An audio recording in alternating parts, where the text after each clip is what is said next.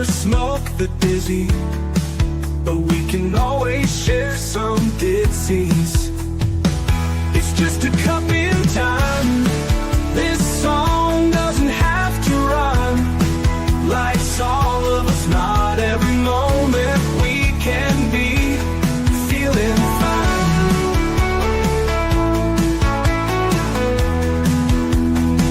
I wanna share a moment, just a second if you will, maybe even a cup of thrill. We could share this performance. It's tea time, come sit with me.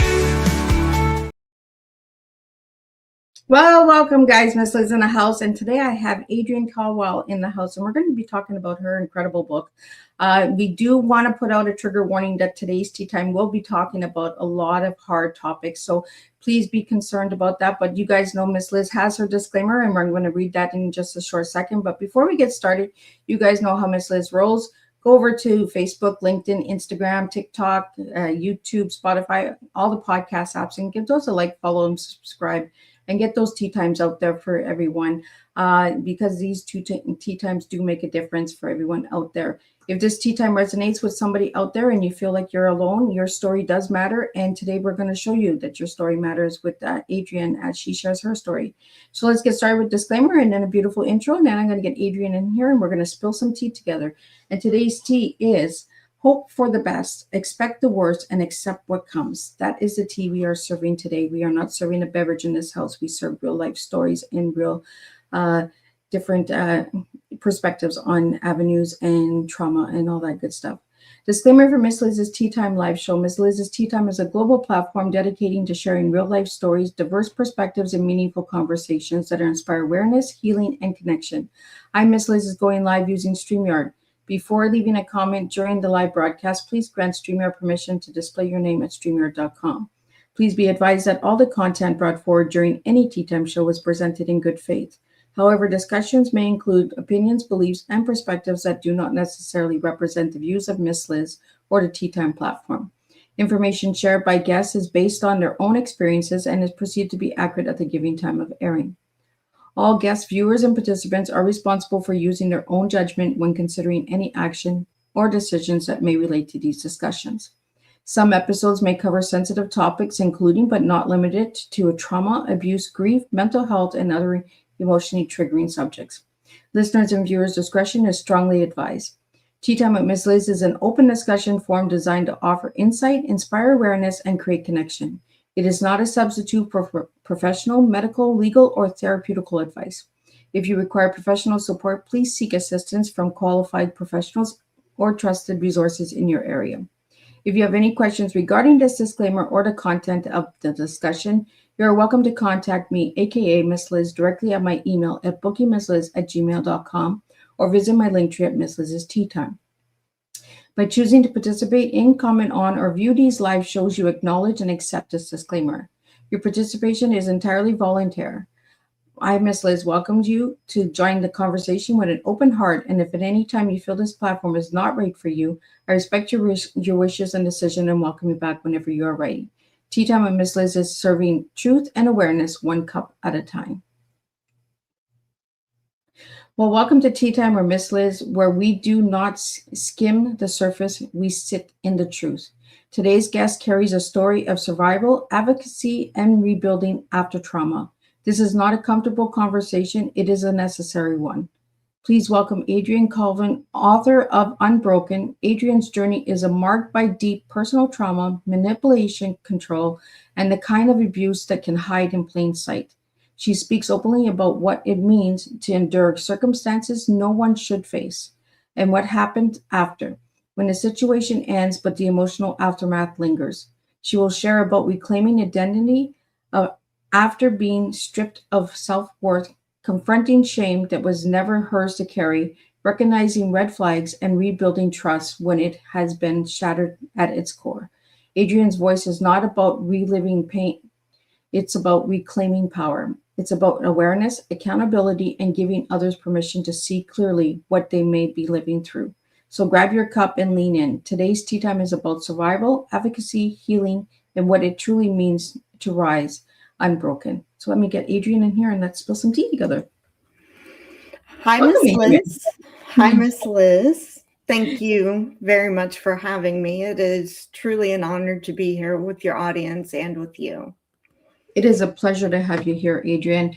I want to give you the floor. You asked me for 90 seconds, so go ahead. Yes. Give us your 90 seconds. I'm Adriene Caldwell. I did write a book. It's Unbroken, Life Outside the Lines.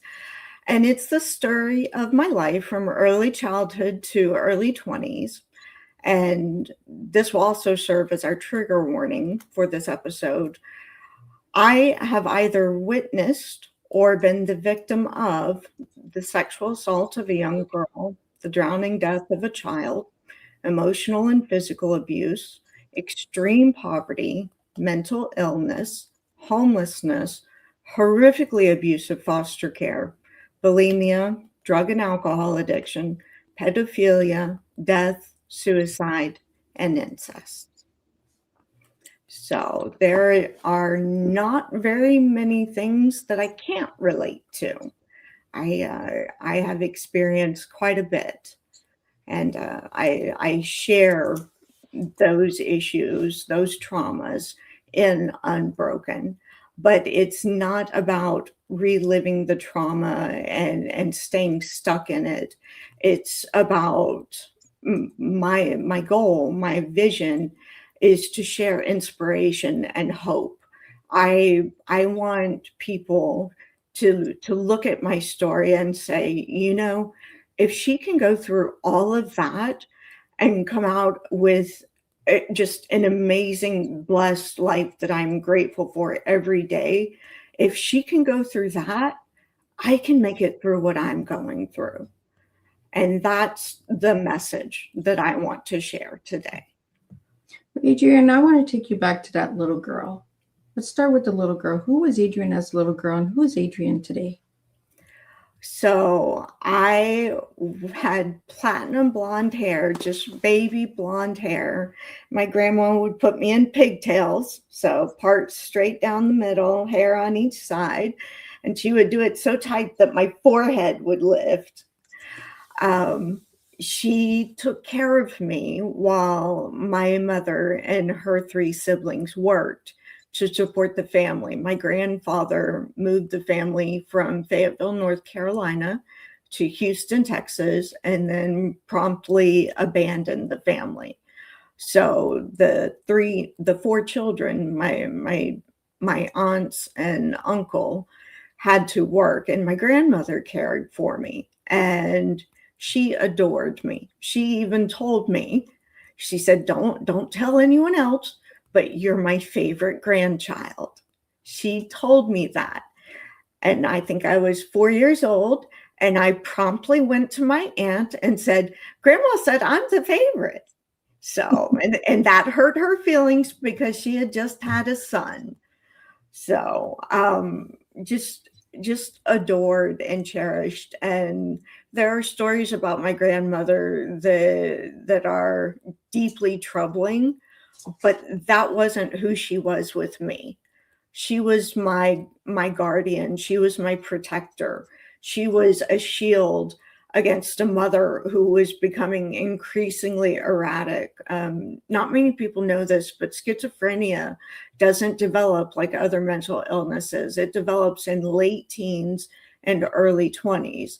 Well, my mother had me at 19. So basically her schizophrenia and we grew up together. Wow. But my grandmother shielded me, but she passed away when I was 7 years old, and I lost that guardian.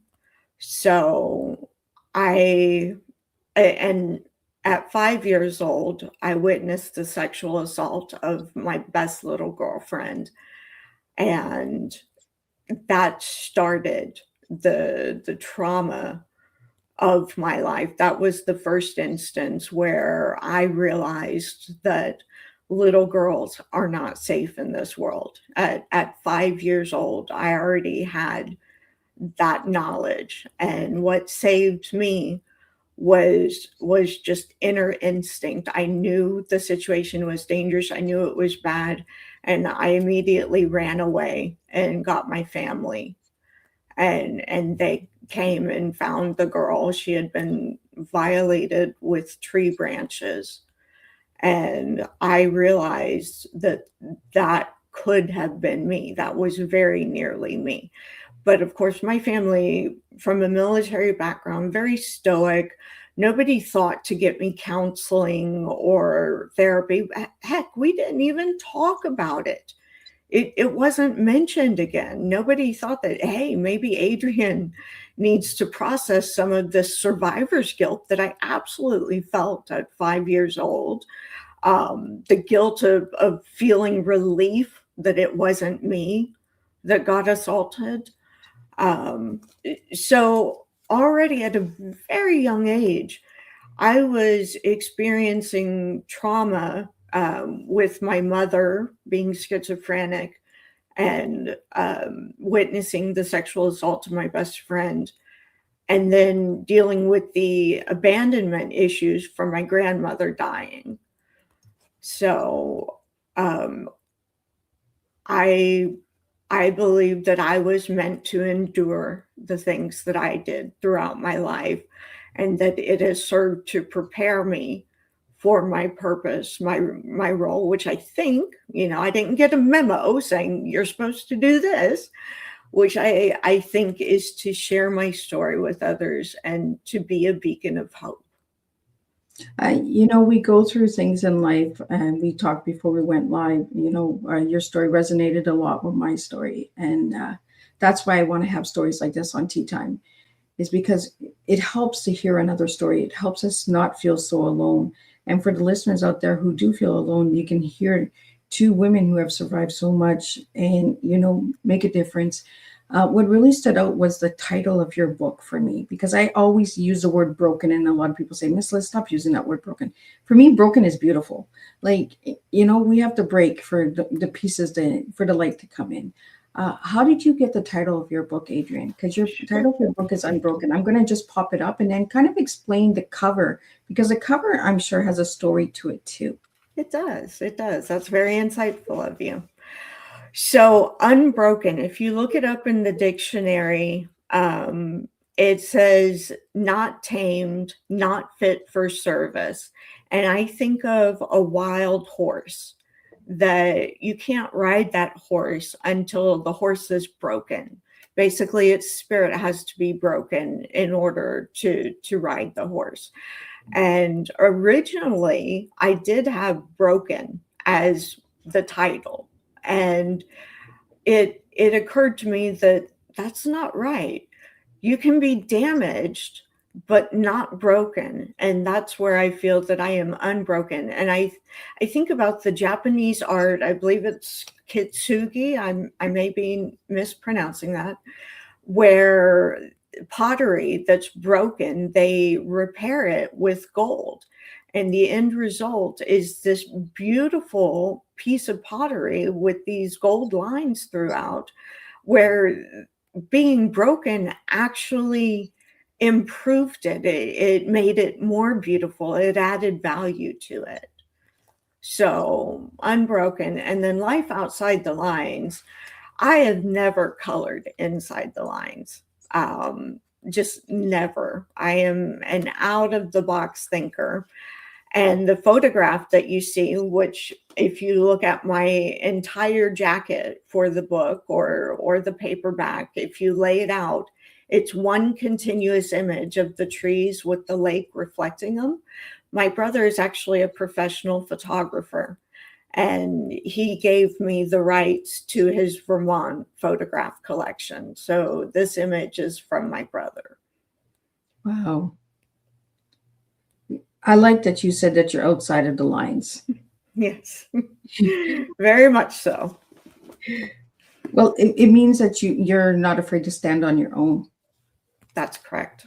I am very independent, very strong-willed. I have been since I was a child. I had to be.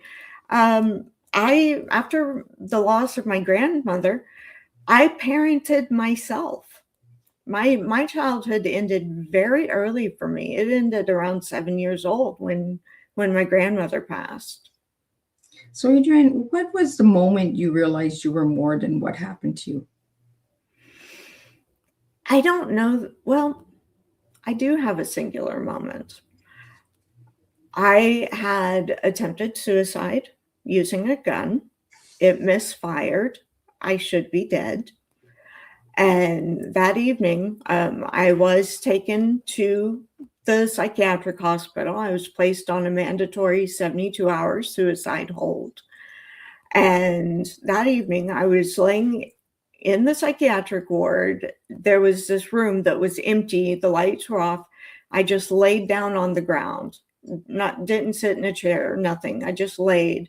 There was a small window, a little bit of light streaming in. And all of a sudden, I felt this overwhelming sense of peace, serenity, calm. And it was in that moment that I realized that I would not be allowed to leave this earth until I had fulfilled my purpose. And that was my last suicide attempt. And how old were you when you did that? 22. So at 22, you knew.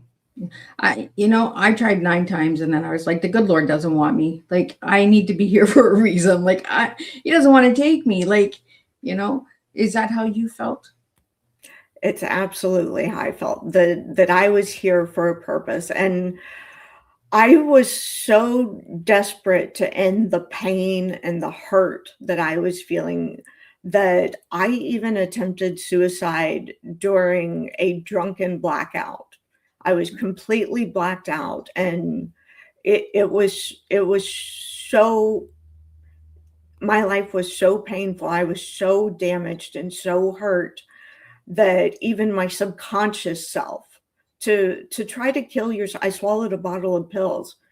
To try to kill yourself when you're blacked out, that's an indication.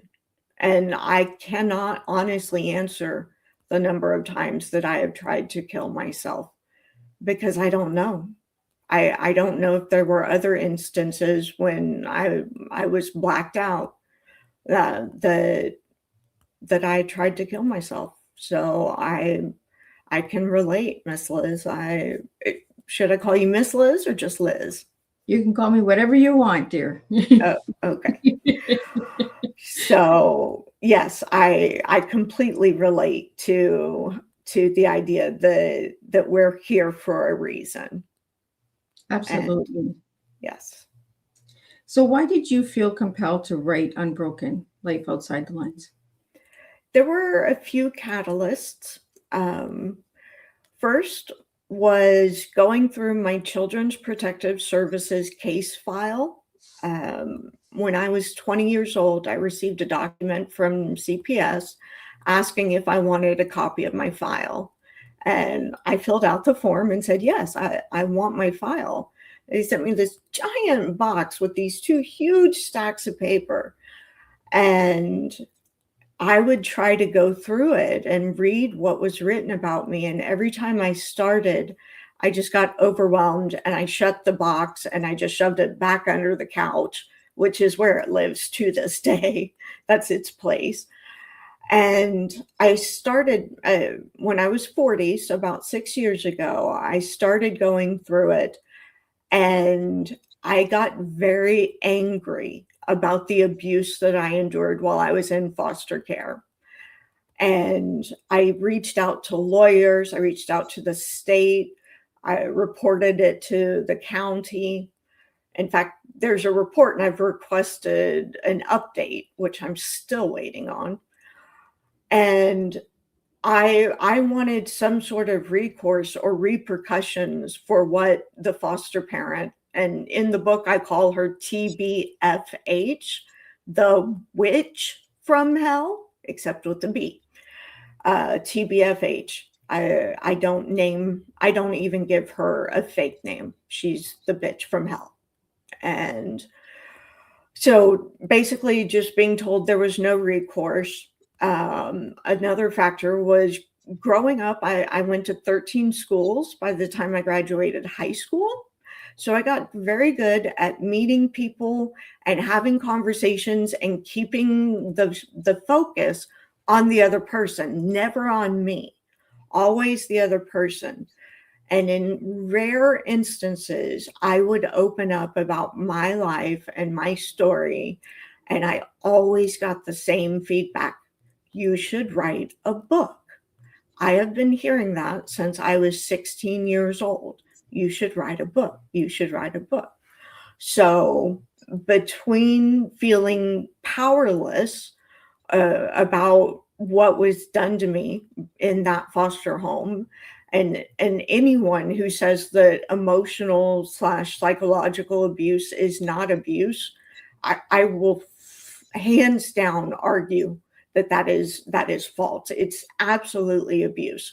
What I went through in that home, I have had nightmares about throughout my entire adult life. So my schizophrenic mother, who the last beating, she beat me with a wooden dowel rod, the thing you hang your clothes on in the closet. That was the last beating, which is essentially a baseball bat. She beat me with essentially a baseball bat. And the schizophrenia, growing up with her being crazy, active, I shouldn't use the word crazy, but she was crazy. I've never had a nightmare about my mom, but TBFH, I've had a nightmare about her as recently as a month ago. Wow. So, and that's what I really appreciate is you're bringing truth, because not all homes are safe. You know, just because it has the word foster in front of it doesn't mean that it's a safe home. My biggest fear, I grew up in foster care systems as well, and my children as well, because of domestic violence, Adrienne. And the biggest thing is they do not check enough, you know, don't do enough research on the family, because they have good jobs, it's a good home. That's unfault. There's people getting beaten that are millionaires and billionaires out there that have domestic violence in their home. We really got to stop and break that stigma and bring the change and the voice. And that's what you're doing, is you're bringing the voice. That foster care system is not all wines and roses. There are some people that are foster parents that are horrible, who do horrendous crimes, worse than the parents themselves. Exactly. Worse than the abuse suffered at the hands of the parent. We have a couple of questions that are coming in the studio, Adrienne, and I just want to get those out to you. We have one here. I'm just going to pop it up so you can see it as well. And they want to know, Adrienne, how did you begin rebuilding after everything changed? Well, so I actually received a congressional scholarship to do a 1-year foreign exchange to Germany. And I pursued that opportunity. I filled out that application because I needed to get out of that foster home. I was desperate to leave anywhere, even a foreign country where I did not speak the language, was better than the hell that I was living through. And so that was the first time. But later in my early 20s, I was still carrying all of that pain and trauma. And I was self-medicating with drugs and alcohol, just anything to numb the pain and the suffering. And I didn't really fully start healing until I had my daughter at 25. And I call her my angel. I believe that she was put in my life for a reason, so that I would get my act together. And it was a conscious decision for me. I have abandonment issues, as well as an attachment disorder. I don't bond with people the way other people do. And I didn't bond with my daughter immediately. She was born August 7th. And on November 8th, I woke up. I had passed out on the bathroom floor mat. And I woke up, and in my second psychiatric evaluation, which I include on my website, Unbroken Caldwell, it's there. There's a line that says, Adrienne is terrified of having children because she is afraid that she is going to do to them what was done to her.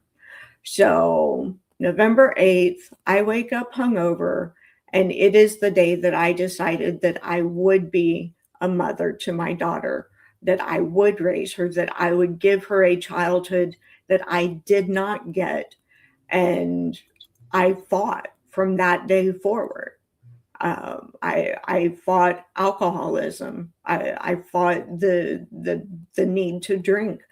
I became a professional. I got a real job, and I pursued that. I ended up being a banker, and then I became a financial advisor, ultimately a senior financial advisor, certified financial planner. I became a woman that my daughter could look up to and respect, and independent. I didn't have to rely on a man to support me. So really, ultimately, it comes down to my daughter. She was the impetus for me to get my act together. Well, it kind of goes with the question that came in from one of the viewers. Adrienne, what was the turning point that helped you move from surviving to truly healing? And I kind of think that you just answered that kind of with your daughter. I truly get that 100%. How do you be a mom when you didn't have a mom? That's a great question.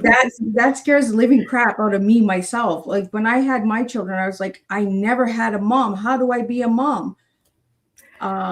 It's like I saw everything of what not to do. That's what I learned. I learned what not to do. And I did have a couple of role models in my life. My Aunt Rose, I call her my second mother. I say God didn't give me a mother and a father. He gave me two mothers. So I had her as a role model. I actually lived in her home, 4th grade, 8th grade, 12th grade. And yeah, so I had that. And then living with my host family for that year in Germany, it was the first time that I really saw a functional family with healthy communication skills. And it gave me that aha moment, the light bulb going off on, this is what it's supposed to look like. This is how you're supposed to act and behave. So yes, I was blessed with two female role models who served as role models on how to be a mother. So, Adrienne, I want to ask you something. okay. Going through the foster care system, where is the broken in the system? Okay, let's do it. So, a little bit about what I went through in foster care. TBFH, she completely dehumanized us. We were not allowed to sit on the furniture. We had to sit on the floor like animals. At mealtime, we did not sit with the family. We sat either at the kitchen bar or in the laundry room. We had separate dishes and utensils. The foster girls had the master bedroom, so that TBFH could shove as many girls as legally allowed into the space. And there was a half bath connected, so a sink and a toilet. And the foster girls were only allowed to use that toilet. There was one full bathroom in the house, so sink, toilet, shower. And the last foster girl to shower in the evening had to clean the tub with a bleach cleaner before the foster family would get in the tub. So we were systematically dehumanized, degraded, devalued. And a couple of key quotes that I remember. One time I was trying on swimsuits and I came out to show TBFH, and she looked at me and said, "Your thighs are fat. I'm surprised you haven't started throwing up to lose weight." And that started a battle with bulimia that unfortunately continues to this day. I still struggle with it. Another time when I was 15, the psychiatrist decided that I needed to be put on medication. And my 15-year-old self thought that I was broken. I was defected. I was damaged goods. And I went back to TBFH's house and I took my razor apart and started to cut my wrists. I cut both wrists. And when she looked at it, when she found out that they weren't deep, it wasn't life-threatening, and I couldn't do much with the razor from a shaving razor, with the blade from a shaving razor. But she looked at it and she said, "You didn't even do it right. You're supposed to cut along the vein, not across." That's what she told me at 15 years old. Adrienne, I got a question. Yes. Is this foster mom still fostering kids? No. Thank goodness. That was when I started going through my files and reaching out to attorneys in the state. That was one thing that I wanted to ensure. And honestly, I was ashamed that I hadn't reached out and shared my story sooner. I was terrified that in the 20 years that it's taken for me to be able to share this, that she did have other girls that she traumatized. I have heard, I have no idea if this is true or not, but I have heard that a girl committed suicide while in her care, and I do believe it. I believe it absolutely, and that her license was revoked. Now, the system being broken, so TBFH did not work for the state of Texas. She worked for a company that contracted with the Department of Family Protective Services. So this company, this for-profit company, they weren't a nonprofit. They were in it to make money. It was a business. They were contracted, and TBFH didn't report to the state or DFPS or CPS. She reported to that for-profit company. So it was the way foster care works, the higher your emotional needs, the higher the payout. It's a perverse incentive to keep the children damaged, to not help them. Because as soon as they move down the scale in their needs, that's a pay cut for the foster parent.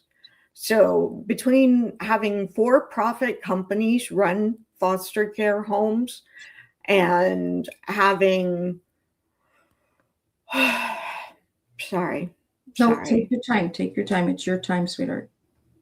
And that perverse incentive to not help the foster children get better, it's designed to fail. The social safety net has massive holes in it. And our children are our most precious resource, and we are not taking care of them. Some quick facts that I'm sure you know, but in most states, I don't know if it's in all, but in most states, at least in the state of Texas, if you're a ward of the state until you're 18, you can go to any public state university and the tuition and fees are waived. And you don't just have to go to college. You can go to vocational school and learn a trade, become a beautician, a plumber, an electrician. And less than 3% of foster kids take advantage of this. Okay. Another fact, 1 in 5 prisoners, 20% of the US prison population, they're former foster kids.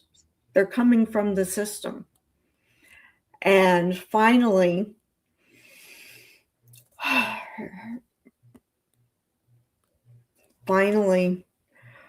7 out of 10 girls who've been in foster care, 7 out of 10 have a child by the time they are 21 years old. So not only are we failing the children who are currently in the system, we are failing their children as well. We are not helping with ensuring that they get a vocation and that they're able to take care of themselves. We're perpetuating the cycle. When you have a child at 18, 19, 20, without having any kind of vocational training or college, that's the paradigm. That's the structure for dysfunction that allows for generational trauma to continue.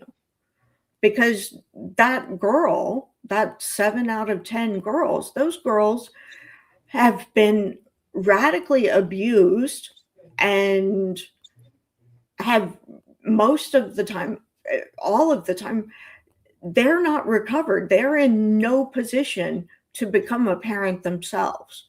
And they are anyway.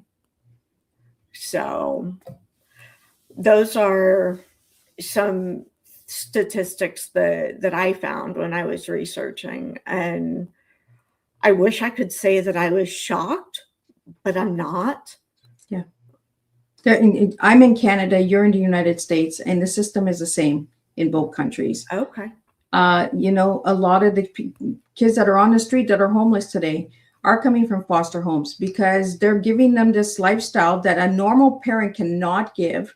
Instead of giving them real life skills, they'll give them like fancy trips or fancy clothes and stuff like that. And then as soon as they're out of the foster care home, some of the foster care systems like that, Adrienne, not like the one that you were in, but other homes will give these kids outrageous gifts to keep them attached, to break the parent connection with the biological parent, so that the biological parent has no way of competing.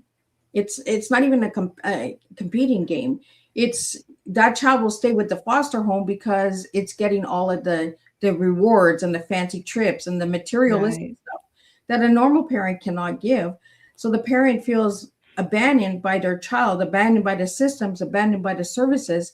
There are some parents that go and ask for help. Like myself, in my situation, I reached out for help for my kids, for protection.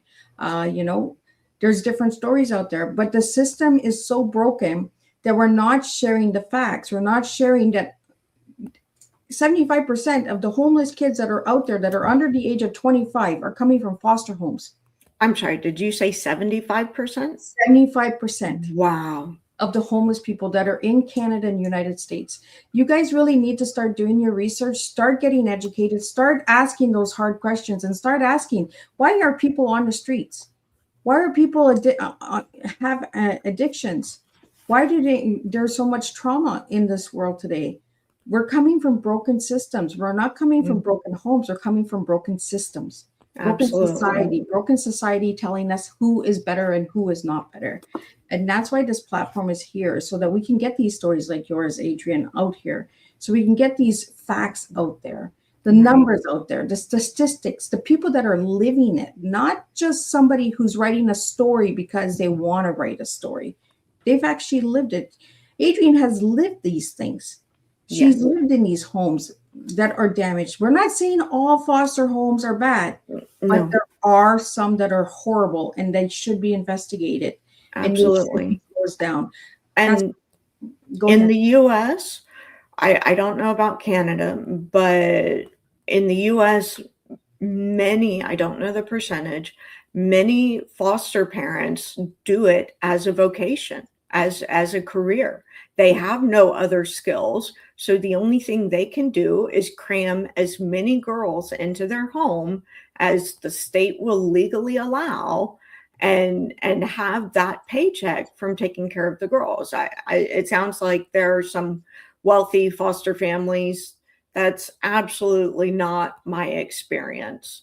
And TBFH, she used it. This was her income. So. Yeah, it is sad. I had a good foster home who taught me how to dress myself, who taught me how to clean and how to cook, and that. I learned it from that one. But then another foster home, I was sat at the table and I had to eat. Even if I vomited in my bowl, I had to eat the bowl. There are horrible stories out there. And this is why we want to have these stories out here. We want to have your story out there, Adrienne, and we want to get your book out there because there are so many children that need your book. that need to hear those stories, that they are not alone. Children out there that are listening to Tea Time that are saying, you know what, Miss Liz, I feel alone. I can't do it. Yes, you can. Reach out to survivors. We have a question here. What advice would you give to survivors watching now, Adriene? Forgive yourself. Forgive yourself for the damage and the hurt and the pain that you may have caused as you've entered adulthood.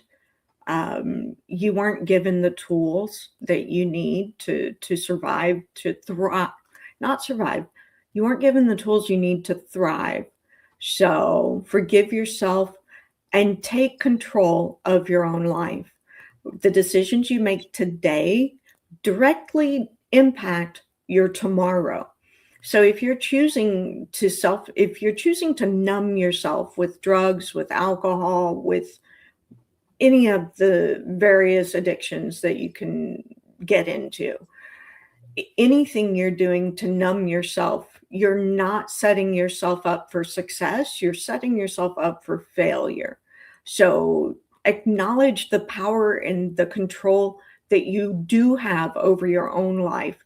Know that what you decide today is directly impacting your tomorrow. And if you want a better life, take action. If you are a ward of the state or a former ward of the state, go to school, learn a trade, go to school, avoid the drugs, avoid the alcohol, start therapy. There are numerous organizations where therapy can be provided. Take control. Take control is really the advice that I have. Take control of your life. I want to get into your tea that you gave me because I think it's really important, the tea you gave me. The tea you gave me was hope for the best, expect the worst, and accept what comes. Why did you give me that tea for? So after my mother beat me with the wooden dowel rod, the essential baseball bat, we got on a bus. She did it to break my spirit, because the week before she had tried to make me get on a Greyhound bus. She wanted to go move from Houston, where our family is, to San Francisco because there was a man in prison, a serial rapist and murderer. There was a man in prison that she had been corresponding with, and she wanted to be closer to him. So that prior week, she took us, my brother and me, down to the Greyhound bus station, and I refused to get on the bus. And she took me on the last day of school. She took me into her closet, beat me with the wooden closet rod. And that week, when she took me to the Greyhound bus station, I got on. And my brother sat with my mother, and I sat with this little Hispanic woman. And I raised my sleeves and I showed her the bruises. And I said, my mom beat me. And those are the words that she told me. And I guess I wanted her to do something more, but she's given me advice that I have followed my entire life. And hope for the best. So be optimistic. Don't automatically, be positive. Be positive. Expect the worst. Know that it can always get worse. No matter how bad your situation is, find something to be grateful for, because I guarantee you it can get worse. And then accept what comes. There are things that you cannot change, you cannot control. Speaking of those kids, my story really should not be shared with teens. It's 18 and up because of the content that I cover. There is pedophilia, but just accepting life. It's been my guiding philosophy for how I've coped. And it's not a trite little phrase. It's teaching me about gratitude and control. Take control, change what I can, It's very much like the AA serenity prayer. So that's where that comes from. So, Adriene, what is the most valuable lesson you learned from your trauma? Oh, most valuable lesson. Most valuable lesson.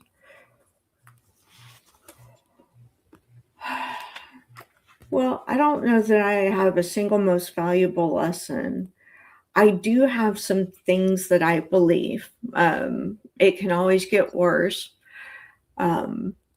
Just some life things that I live by.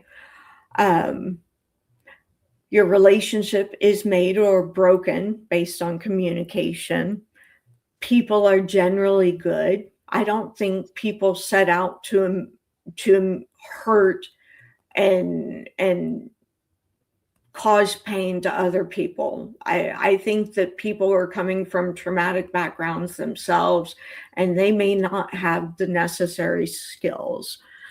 Another one is people make the best decision they can with the information they have at the time. And I like to do a little analogy. If somebody walks up to you and offers a $5 bill and a $10 bill, well, you're going to take the $10 bill. That makes the most sense. Well, it turns out the $10 bill was counterfeit. You should have taken the 5.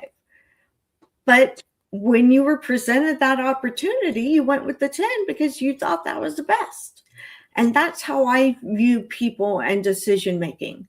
They really are trying to do the best they can with the information at the time. Another creed that I adhere to is be quick to forgive. Be quick to forgive. Open your heart. Understand that people make mistakes. Happiness is a choice. And I'm not talking about major depressive disorder. I'm not diminishing that. I have struggled with it since I was 15 years old. But you can choose how to view your life, yourself. You can choose to view it glass half full, glass half empty. And I think I will go with one or two more. You deserve what you earn, not what you want just because you want it. You deserve what you earn. And I'll close with my depression rules. I told my best friend of 35 years this.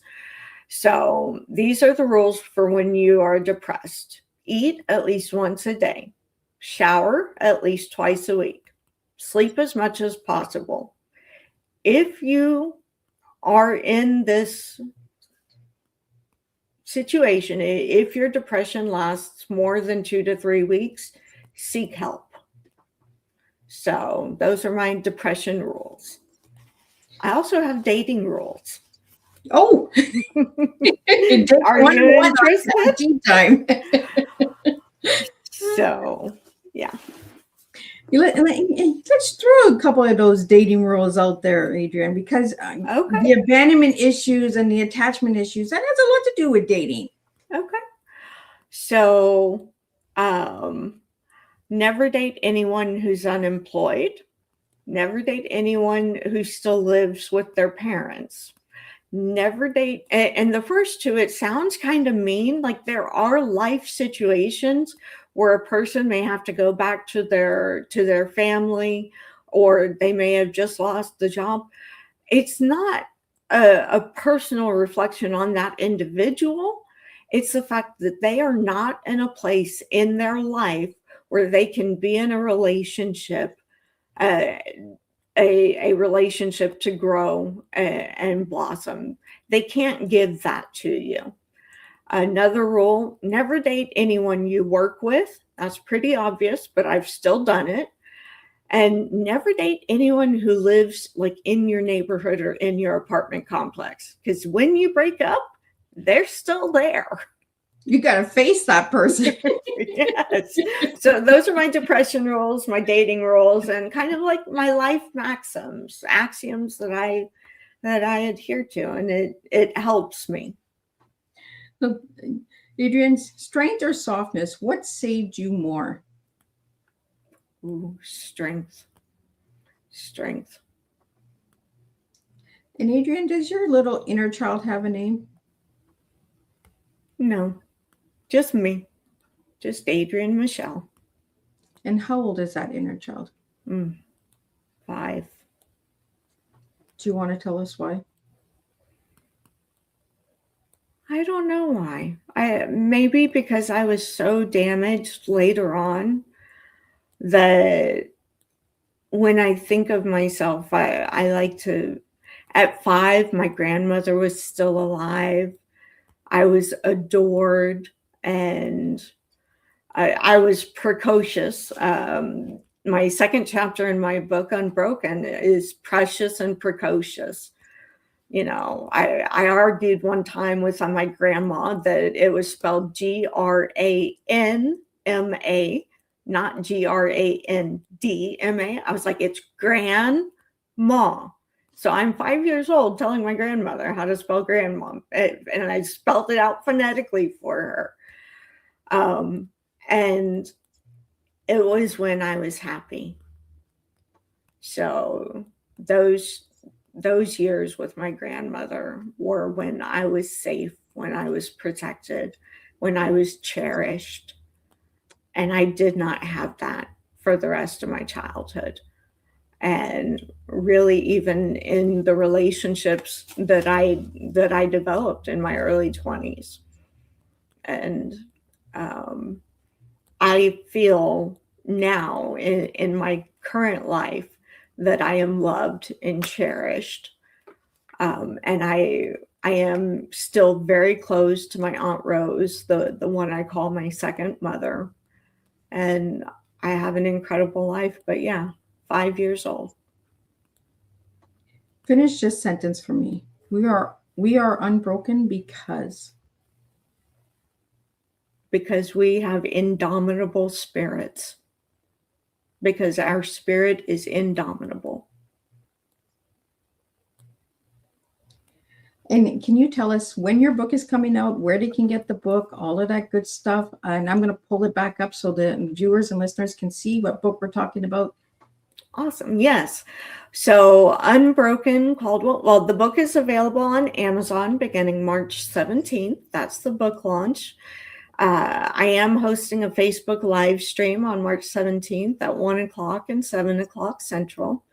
It'll be available at any major book retailer. I'm in talks with Barnes & Noble right now.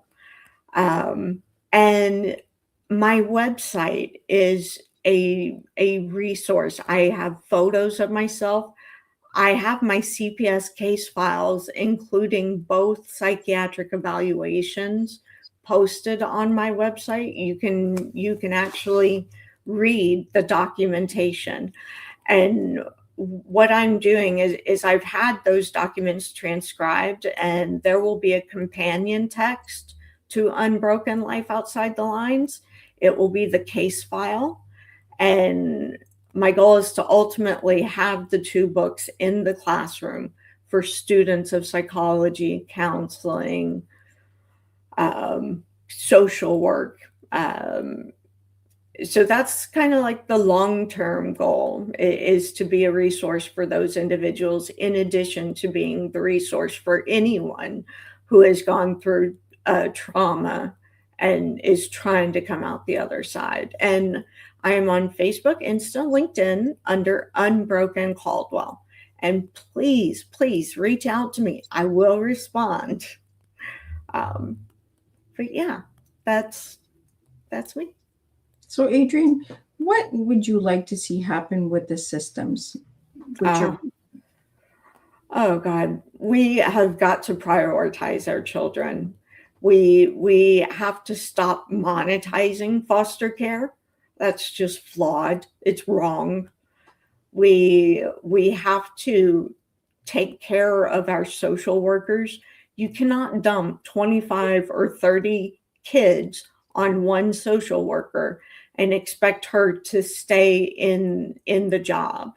the turnover rate for caseworkers is insanely high. Nobody stays more than 4 or 5 years because they don't make enough money. They're significantly underpaid.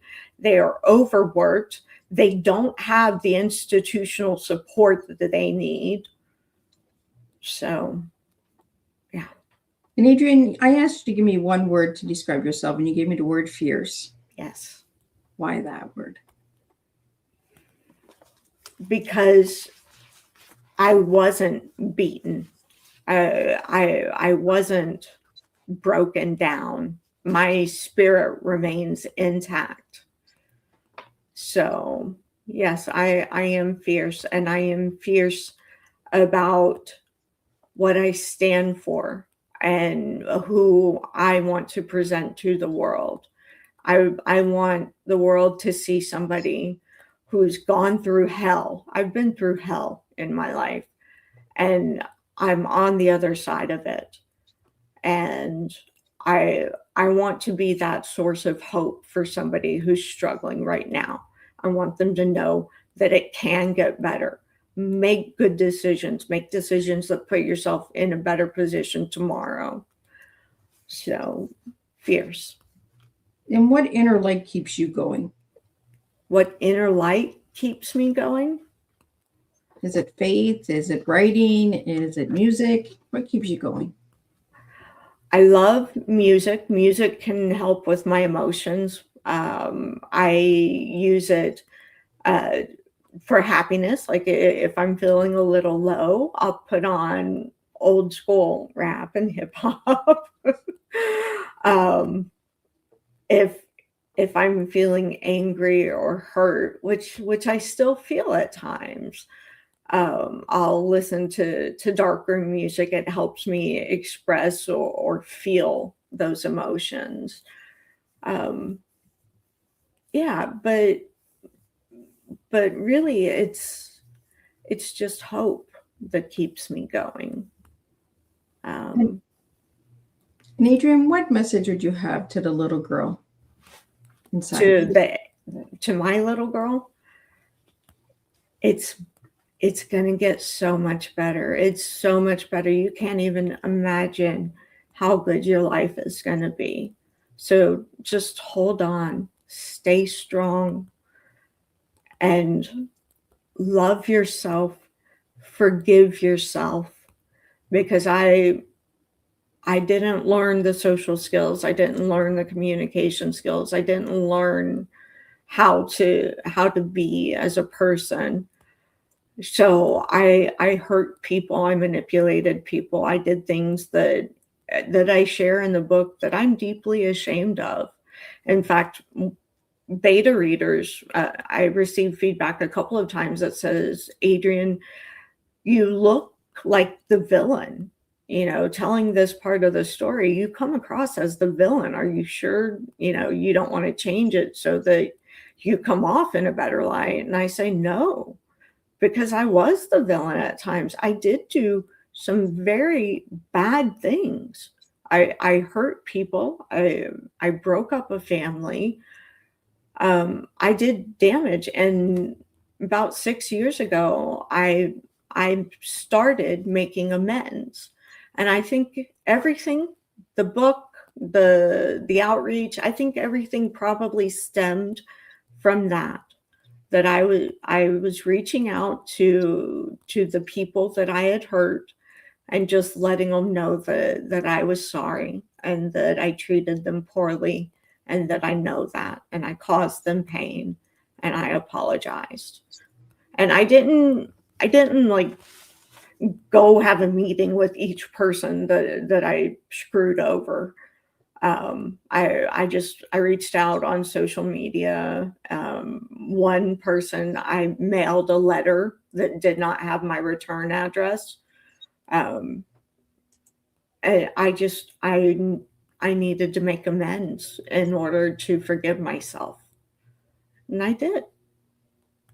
So Adriene, what final message do you have for everyone today? Just hold on. Hold on. You have the power to make it better. You have more control than you think.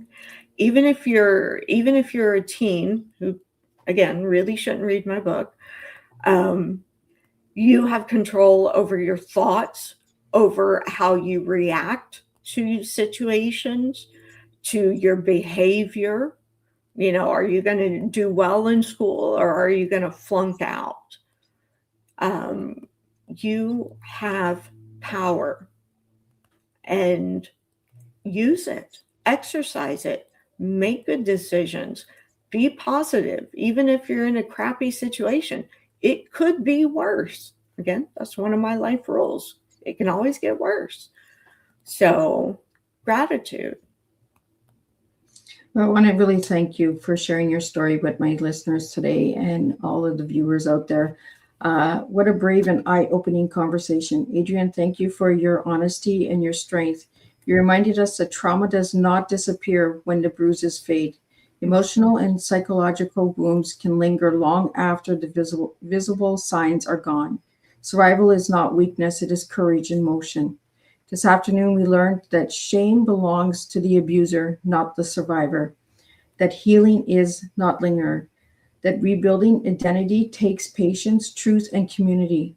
You showed us that broken does not mean defeated, it means endured. To everyone listening, if this conversation resonated with you, know this: you are not alone, your story is valid, your healing matters, there is strength in speaking, and there is power in awareness. There is hope in rebuilding. Adriene's journey proves that brokenness is not the final chapter. Unbroken is. Until we gather again, keep choosing truth, keep choosing awareness, and keep choosing to rise. And I'll see everybody on Thursday, and we'll do this all over again. Thank you guys for joining today on Teatime.